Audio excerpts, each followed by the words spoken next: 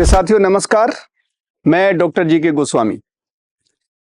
आप सभी जानते हैं कि झूठ बोलना मानव वृत्ति है और झूठ को पकड़ना पुलिस और व्यवस्था के लिए बहुत ही दुरूह काम है, बहुत मुश्किल काम है। तो आप सभी ने सुना होगा कि झूठ पकड़ने की मशीन होती है, तो मैं आज उसके बारे में आपसे चर्चा करूंगा और कुछ केस लॉ हैं जो बहुत इंपॉर्टेंट है। तो झूठ पकड़ने की मशीन में आपने नाम सुना होगा, पॉलीग्राफ टेस्ट है, ब्रेन मैपिंग है और एक है इंपॉर्टेंट नार्को एनालिसिस।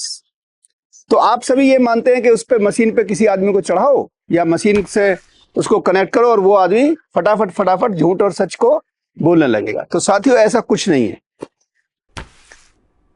जो हमारी ये टेक्निक है इनको कहते हैं डिसेप्शन डिटेक्शन टेक्निक, झूठ पकड़ने की तकनीकियां। अब आप समझिए कि नार्को एनालिसिस में क्या होता है और क्यों उसकी चैलेंजेस हैं।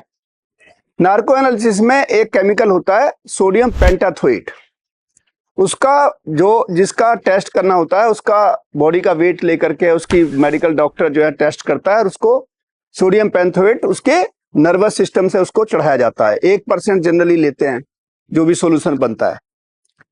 उसका काम क्या है कि जो आपका थॉट प्रोसेस है, आप बात को सोच विचार के नहीं बोल सकते, जिसे कहते हैं ट्रांस स्टेट। ट्रांस स्टेट के अंदर आदमी बहुत सुविचारित ढंग से तथ्यों को नहीं बता सकता, तो वो सेमी कॉन्शियस स्टेज में होता है। तो वो बहुत ज्यादा सोच विचार के नहीं बोलता, इसलिए उसमें कुछ चीजें सच्चाई भी आ सकती है। इसी तरीके से पॉलीग्राफ में क्या करते हैं, पॉलीग्राफ के अंदर आप 7 या 8 के करीब कुछ कैरेक्टर्स हैं, कुछ आपकी बॉडी के जो रेस्पॉन्स है उनको ध्यान में रख करके किया जाता है। जैसे मान लिया थोड़ी देर के लिए आपको किसी को पसीना जो पर्सपिरेशन कहते हैं उसकी टेस्ट है, आपका हार्ट बीट है, पल्स रेट है, ये सारी नापी जाती है। अब मान लिया एक आदमी ऐसा है कि जो बार बार थाने में पकड़ा गया है, तो उसका अगर पूछताछ करेगी भी पुलिस तो उसकी कोई हार्ट बीट या ये नहीं बढ़ेगी। जबकि एक आदमी ऐसा है जो कभी पुलिस में नहीं गया, उसको अगर साइकिल पे जा रहा है उसको रोक लिया तो उसके सारे टेस्ट जो है वो डेविएट कर जाएंगे।